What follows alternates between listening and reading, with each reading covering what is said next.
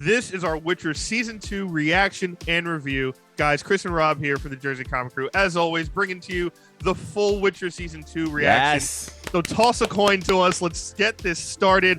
I'm so excited. We had a great season, a very emotional season. A lot of new characters, a lot of new stuff we found out. A lot of world building. A lot of world building, a lot of stuff from the books, specifically book 1, if you guys have read the books. So, Rob, what did you think? I want to know immediately, right? So I love this series, and this does have a slower pace compared to some of the other stuff that I do watch religiously. You know, being Marvel stuff is a big chunk of that, right? To me, this feels like what Game of Thrones should have been. It should have been like this, you know, there's political stuff here, there's high society, there's action, there's magic, there's monsters. This is what I thought we were going to get with Game of Thrones. I never knew anything about Game of Thrones before going into it, and I knew dragons were a part of it. And for me, that just felt so elongated, so heavily focused on one thing. This, to me, feels like a perfect balance. I love every aspect of the show. I am just eating up and gobbling up like next thing.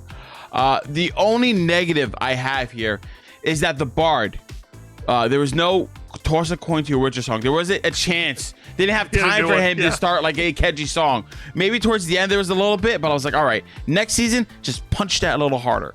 Like that dude got shredded, though. He did. Jesus. My man went to the gym. He was like, I'm not letting Geralt toss a coin to your bard, why don't you? Oh my god. My lord. But talking about the main man himself, Geralt Riviere, Geralt the Father, as he is now known to my daddy. But seriously though, he was fantastic. Again, like he felt strong, but like the intensity in his eyes and acting came across. Like, you know, Geralt is this strong, brooding type that does stuff. He's a Witcher. They don't really feel emotions. But when it came to Ciri, very protective, and he's like, I need you to help me protect Ciri. And like you see the pain in his eyes. One of the best moments I think Geralt had, aside from like the Ciri stuff, when he was talking to Jasper, bringing it back to the bard real quick.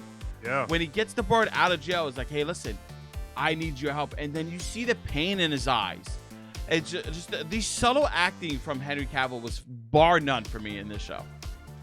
Yeah, I love seeing the bard. I was kind of waiting for him throughout the season. Like, when is he going to show up? Yeah. I love that he has this like love-hate relationship by himself, kind of, with Geralt, where he's like, I hate him, but I can't hate him. He's too damn handsome, or at least that's what I was thinking.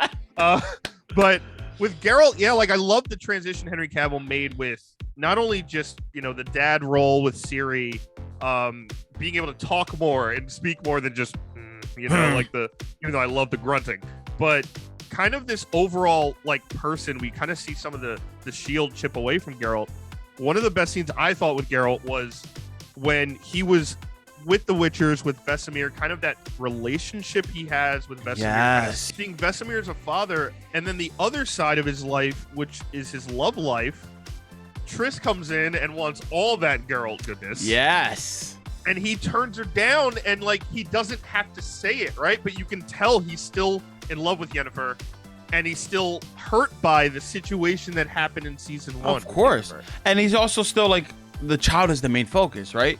I'm glad you brought up Vesemir and the Witchers, the whole thing, the training montages with Ciri, the Witchers being, you know, straight up pricks, and Tessa saying, hey, don't do that. She's a lady. Like, do you have rags for her when she bleeds? Do you have all this? You have to take care of her. You Witchers pretend you have no emotions, but I think you do that just because you could be dicks, essentially. So I like that line. And Vesemir looked great from the games. You know, he was in season 1. But it's so hard to think of Vesemir looking like this older man towards I guess, the end of his life or near the end of his life when you just saw the animated show, right? The animated show where he looks even sexier than Henry Cavill and he's killing everything. And I'm like, this is Vesemir? What are we doing here? But it was cool to see Vesemir and Geralt go back and forth, like this father-son bond, especially towards the end where Vesemir's like, I think we should do this. And Geralt's like, no, this is what we're doing. And it's kind of like the son or the apprentice finally stepping up to the master, becoming the new thing. So I think a very subtle subplot in this, which you don't really notice, and I'm sure it's going to be more fleshed out in season 3, is like Geralt becoming maybe the head of the Witchers, or at least like the main guy. He's like, listen, Vesemir, I appreciate you, but like, we got to do things my way. And it was kind of cool to see that like small shift in power ever so slightly. And I can't wait for that to be at the next season where he's like, yeah, I told you I was right. If you would have listened to me, we would have been good. We wouldn't have gotten into all this mess. Yeah, it was interesting to see Vesemir, like you said, after that awesome anime movie. And kind of like, it's been a bunch of years later, and he's kind of like this dad figure, and he's more so worried about making sure his, quote unquote, children get back from their fights and survive. And he had to deal with a couple of deaths this season, right? Yeah. Like right off the bat, characters like Eskel has to die because he's turned into a tree, which I don't think he dies in the game. He does not. He's a nobody character in the game. He's just like in the background, like, he's part of the Witchers at the Witchers house. Mm-hmm. But like seeing the trauma both him and Geralt go through, like Esco dying, and they had to go through that was pretty cool. I also like the fact that you have Vesemir so hungry for more Witchers, right? Because they're technically a dying breed, right? Every time you kill one, there's not another one that comes back. And when he finds out, like, Ciri has this elder blood, and he's so gung-ho on making the serum, and so gung-ho on, like, making new Witchers, he kind of gets blinded by, like, the fact that, like, no, this is, like, technically Geralt's kid. Like, you can't just do this because you want to. Like, she might not survive this. Well, thank God she did it. Yeah. Well, thank God he did it, because, like, we saw that random barkeep with that fiery mage, which I have no idea what's going on in that section. She took the drug, and like her face got burned off, and I guess she has magic now. I don't know who she is or what she is, but she ain't no Witcher. Yeah, those two characters I think are definitely going to be seen in the future. They're dark mages. They've been going after Ciri. They're going at, now one of them has a vendetta against Geralt as well for killing everyone and beating him. So, it's not like he makes friends. So yeah, speaking of dark magic, dark mages, the evil, deathless mother, the crux of this villain, the entirety of this season, I thought it was a great way to introduce a character that wasn't in your face, wasn't someone who was just wide open. It was behind this curtain, behind this magic, obviously behind the three witches that we know, Yennefer, Fringilla, and now Francesca of the Elves, was something I thought was insane when they had to go into like the Upside Down to find her. Yeah, so like this demon, this creature was something that the original Witchers could not kill, and they captured to put her in this house that she couldn't get out of. And this was the house that like she was calling the main witches to come in to try to mess with their minds. Now, I'm sure some of you guys may have like grab clues on who this character is. This is a brand new character to the Witcher franchise, but it's heavily based on the story of Baba Yaga. Baba Yaga is this Slavic tale of like this evil witch in a house, sometimes living with one sister, two sisters just by herself. Famous for like the house on like crow's feet or chicken feet. But one of the main stories that like they based on this had to deal with like these three witches that like she would focus on, one of red, one of black, and one of white, which directly correlates to the three witches in this main story. So because of these three witches that she's focusing on, she kind of gives them, or wants to give them each like what they want. Fringilla wants this power on Nilfgaard. She wants to get notoriety in the white light and do her own thing. We know Francesca wants a baby elf. There hasn't been a newborn elf born in forever. And Yennefer lost her magic after Sodden Hill, right? And she's been tempting her to get the magic back. And Yennefer's like, nah, I'm good. The other two get their wishes granted. And we see throughout the rest of the series, Chris, like that fallout, right? And then like this monster just feeds on the darkness and the energy of like the baby dying, Fringilla killing other people, losing this power. And Yennefer was almost about to like give in and cave in and give Ciri up to this demon Baba Yaga lady. But for last minute, she changed her mind. Yeah, it was nuts because you kind of saw this like what we've been talking about in Marvel, right? The Mephisto things happening. Yeah, that's a perfect parallel. Where they have these deals and it's like, oh, I got what I wanted, and immediately something goes wrong, right? Like the death of Francesca's baby, like ricochets throughout like this awesome alliance that the elves just made with Nilfgaard, which is now broken again, and she went and like killed every baby in like the town right in front of them with her pain and anger. So you have that, you have Fringilla who like goes nuts and like kind of paralyzes all these people and kills them slowly one by one, which is really dark. Was a great scene. And you know, all for the quote unquote white light, but her power is already slipping, and it actually ends up being Yennefer who regains her power in the end by doing the right thing. And I thought that was an interesting parallel of how the three different separate people with different stories kind of came together and how they ended up being told. But as far as, you know, Yennefer and the storyline, I kind of like that it wasn't her just in the front at all times, right? Correct. Like there was a lot of stuff in season one where she's just kind of like portaling back and forth and just walking around, and I'm like, I feel like we could be doing something else here. I know there's character building, but like I kind of like that they had her when they needed her. Mm-hmm. And when she was on screen, it was like, okay, something important's going to happen because they're not spending the crux of time on this anymore. Yeah. So getting to the main crux of this season, this show is Ciri. We know Ciri is of elder blood. That means everybody and their mother wants her for her blood to do their own dirty deeds, right?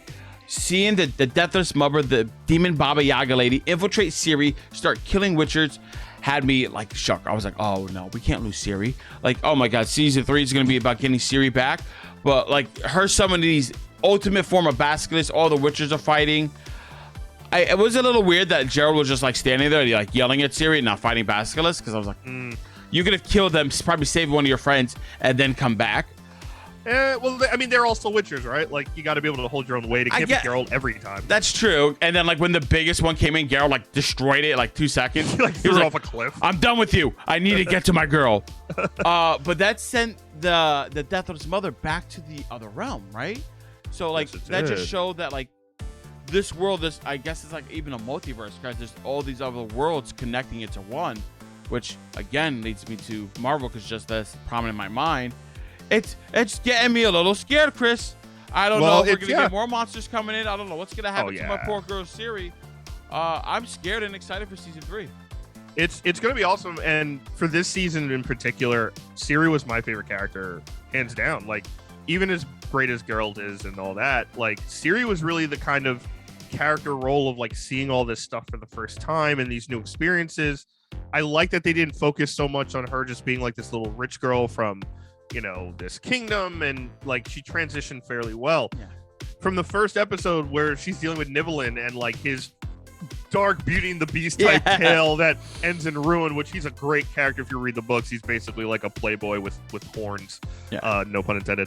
But like, you know, all the way to doing the Witcher training when she finally gets through that obstacle course basically, and to wanting to be a Witcher and wanting to change and wanting a different life, and like not only like seeing Geralt as a father, but also like a hero, like looking up to him in like kind of the most heroic pedestal type way. I thought Ciri was fantastic this season. I love that they tied in obviously the monolith that she destroyed to the beginning of season 1 to this with all these new monsters coming out. I love like that she's always kind of there at the right and wrong time, where like Geralt and Yennefer kiss when they see each other, and she's just like, "Oh, okay. This is happening." And it's like, this is my good friend. But talking about like Geralt and Yennefer, right? Like obviously, Geralt was mad that Yennefer was almost about to give up Ciri, but then at the end, he's like, "Listen, we're okay on good terms. It's about this kid now," and it's kind of like almost like a failed marriage where like they stay together for the kids. Absolutely. And he's like, I still don't forgive you. Yep. But we got to deal with this kid. I still hate your face. But it's almost like he still doesn't hate Yen. He just can't forgive her yet for what she did, because he still loves her. I know that for a fact, right? Absolutely. But it's like this kid not doing it with Triss proved that. No, he's like, this kid needs both of us. Like I could teach her something, but you could guide her with the other side. So like this kid is going to be essentially the product of both of them, and it's like they're both getting the kid that they wanted to talk about. But like they just skipped all the boring baby stuff for them because they're like badass attack people, right?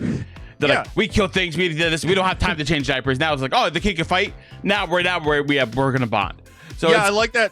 Oh, sorry, I thought you were done. Oh yeah, I fucked that up. No, it's fine. Now we're gonna bond, and it's gonna be so cool to see like in season 3 this weird family dynamic going forward. Like Yen teaching her magic, her teaching her fighting. She loves her dad Geralt, but still hates her mom. Yennefer, and that's always like a kid's like, oh, I like one parent more than the other. I still can't trust my mommy. It's gonna be cool seeing that unfold. It's gonna be great. I love that dynamic. I love that, you know, it's basically kind of what we wanted to saw again in Marvel, right? Where like I wanted Kate Bishop to be trained in combat by Yelena, and also arrows with Clint, and just have Yelena there 24/7.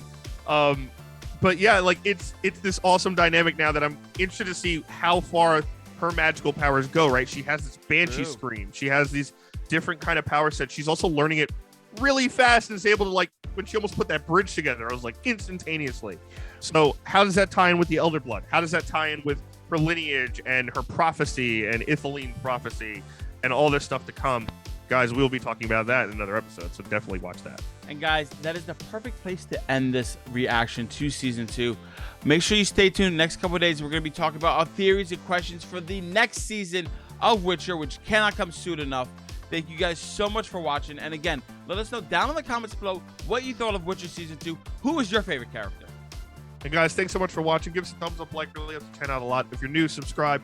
Turn on those notifications. You don't miss any more Witcher talk, which we have some more videos coming for you right here. And if you missed anything from our channel, make sure you check it out down here.